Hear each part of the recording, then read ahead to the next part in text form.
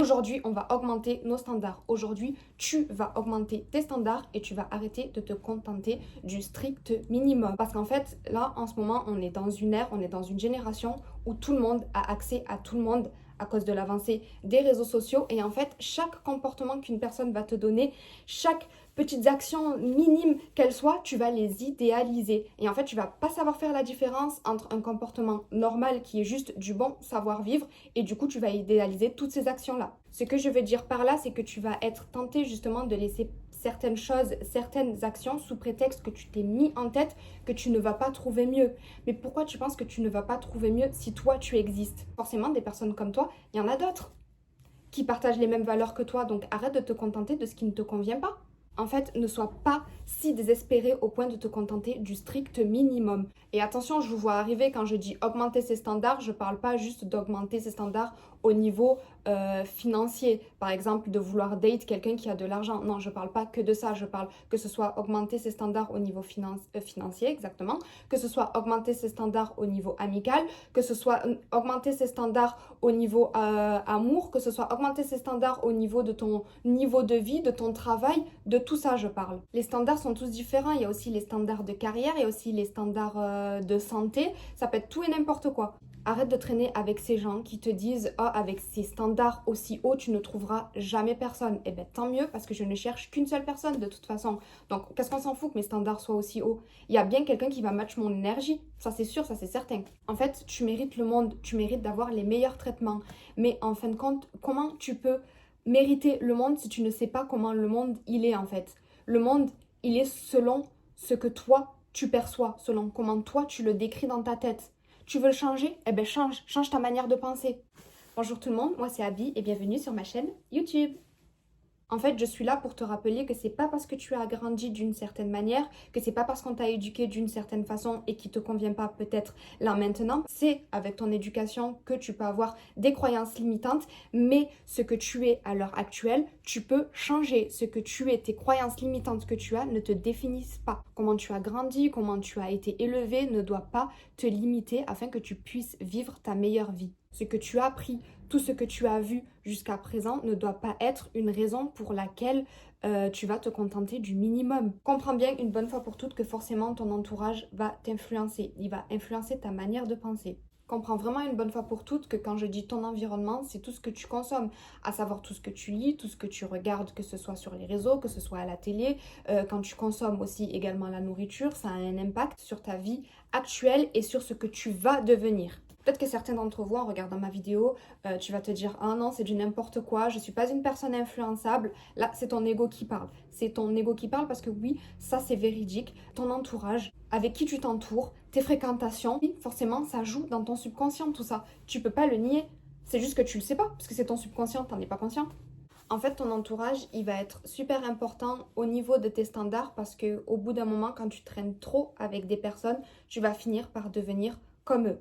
Prenons l'exemple tout simple d'une amie qui constamment est en train de se dévaloriser ou une personne que tu côtoies tout le temps, que tu vois tous les jours, qui est tout le temps en train de se dévaloriser. Ça, c'est vraiment toxique. Et de quelle manière? Parce qu'en fait, tu vas l'entendre tout le temps se critiquer et au bout d'un moment, ton subconscient, ce qu'il va comprendre, c'est que c'est normal de s'autocritiquer et du coup, au fil du temps, tu vas finir par t'autocritiquer toi-même. C'est pour ça que c'est important vraiment de s'entourer des personnes motivantes, des personnes dont leur vie t'inspire pour pouvoir, en fait, au final, prendre leur comportement. Les gens avec qui tu traînes sont les reflets de ta propre estimation et de tes standards dans ta vie. C'est peut-être pas forcément encore le cas, mais petit à petit, tu vas devenir comme eux. Au fil du temps, tu vas finir par devenir comme ces personnes. Tu t'en rendras pas compte parce que dans ton subconscient, ça va être une action normale. Donc, tu peux pas te rendre compte du changement quand dans ta tête c'est devenu normal. Là je vais dire une phrase cliché, mais ne te contente pas du strict minimum. Comment tu le remarques? Le strict minimum, ça se voit à travers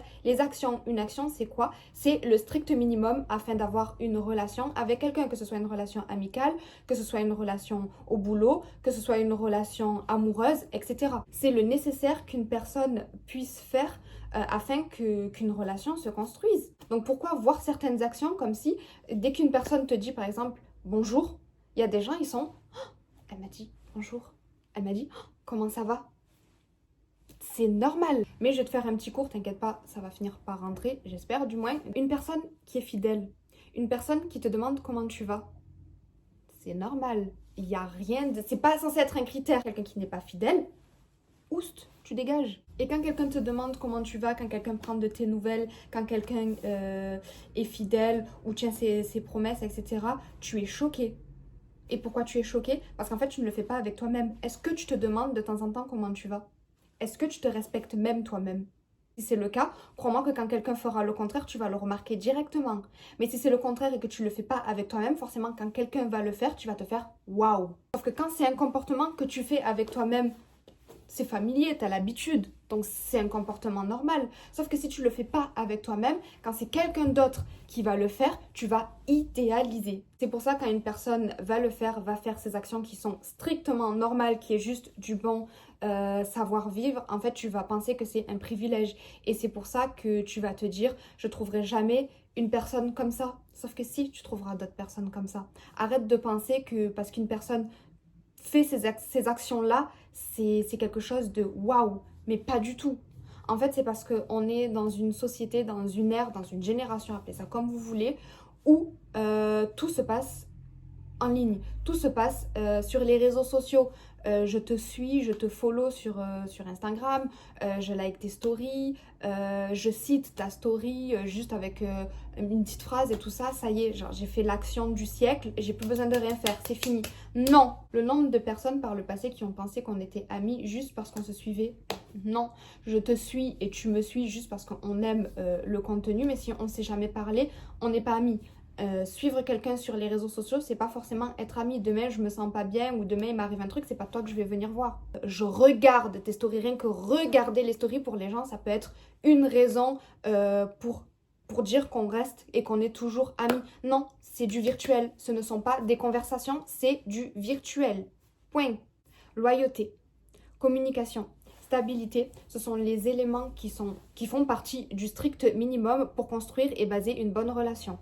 Il n'y a rien d'extraordinaire dans tout ce que je viens de dire. Ne prends pas les conseils des gens dont tu ne veux pas leur vie. En fait, les gens, ce qu'ils essaient de faire des fois, c'est trop souvent, c'est de te faire culpabiliser en te disant « Ah, moi si j'étais toi », donc déjà, premièrement, tu n'es pas moi et deuxièmement, je n'ai pas envie d'être toi non plus. Donc tes conseils, c'est gentil, mais voilà. Enfin, je veux dire, je pars du principe que si c'est une personne dont sa vie est chaotique et dont la vie qu'elle a, tu ne la veux pas, je vois pas pourquoi tu devrais prendre des conseils et même pourquoi tu demandes conseil à cette personne. Après, je ne dis pas que cette personne a forcément tort. Parce qu'il faut que tu comprennes dans la vie, personne n'a raison, personne n'a tort, sauf pour certains sujets qui sont super importants. À chacun son expérience, on a été éduqués tous de manière différente, on a vu des choses différentes, on a des traumas différents, donc personne n'a raison, personne n'a tort. Je reviens sur la fameuse phrase qui dit avec tous ces standards, tu trouveras personne. Ok, donc premièrement, qui dit que j'ai envie d'être en couple, et deuxièmement, je préfère être seule que au final vivre avec quelqu'un et quand je vois cette personne avoir des regrets. Non mais tu imagines vivre avec une personne et avoir des regrets au bout d'un certain temps? Quel échec. Tu peux pas critiquer les gens et te mettre en colère en fait en fonction des standards qui ne respectent pas si tu ne les respectes pas toi-même. C'est important de faire d'abord un travail intérieur et de se regarder aussi à l'intérieur avant d'avoir des standards chez les autres.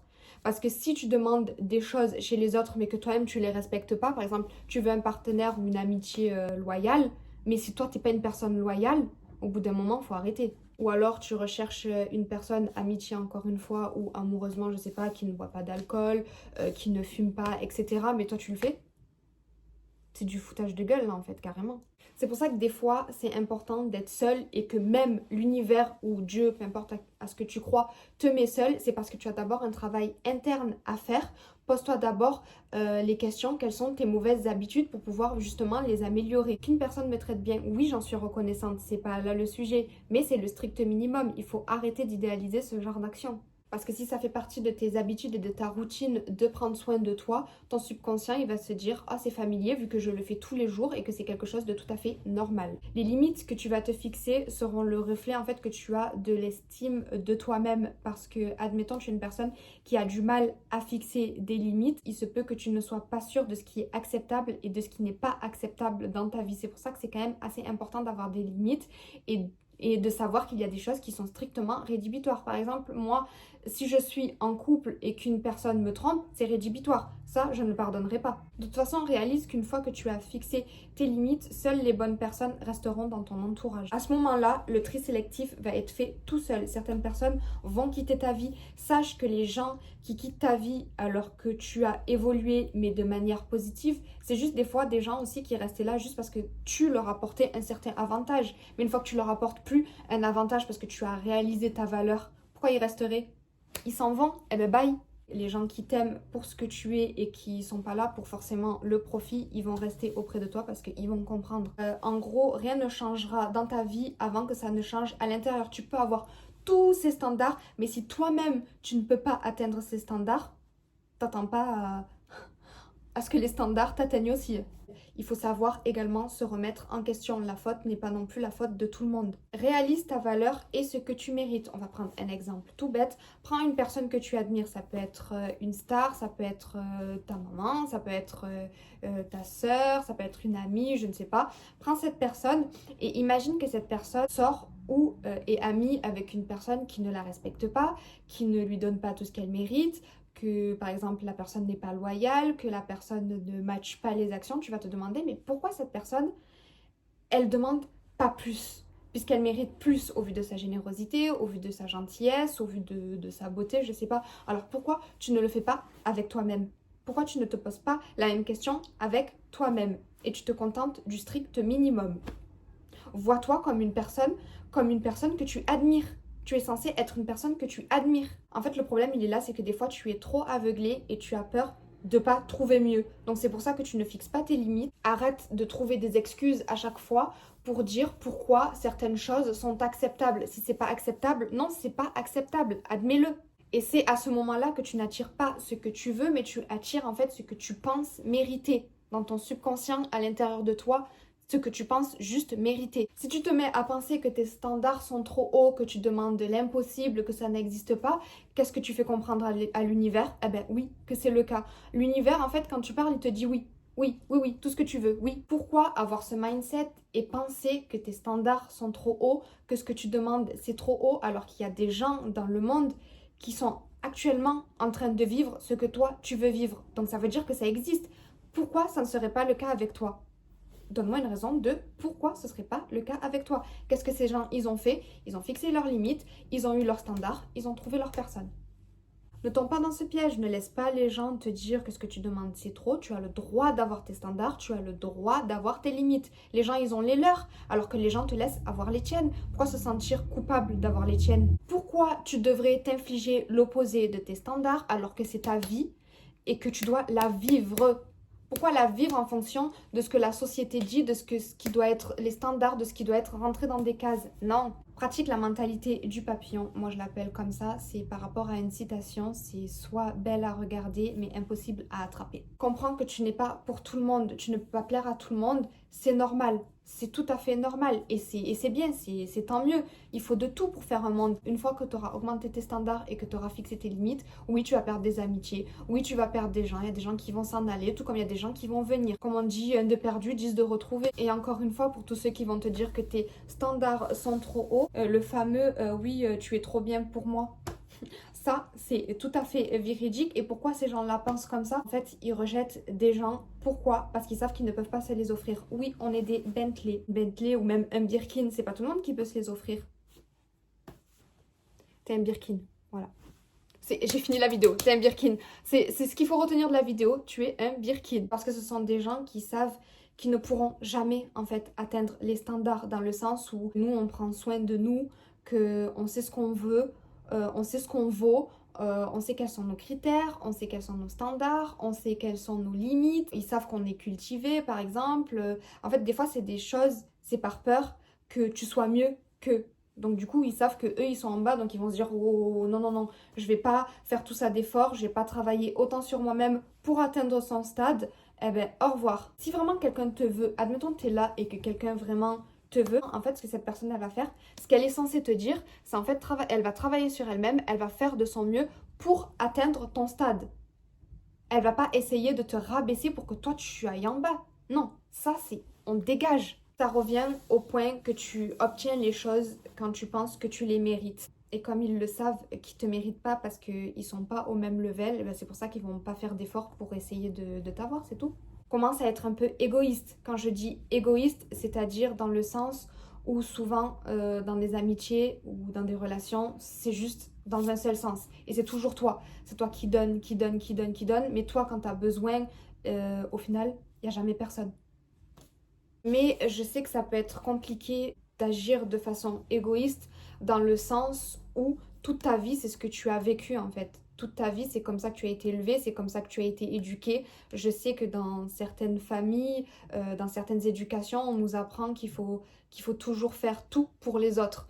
Ou même si toi, par exemple, tu n'as jamais eu l'occasion à ce on prenne soin de toi et que tu as toujours eu l'habitude que ce soit toi qui fasse, que ce soit toi qui donne, tu peux avoir du mal à être égoïste et du coup à accepter les choses que tu mérites. En fait, peut-être par le passé, tu devais tout le temps te sacrifier, mais sache que ça fait partie du passé.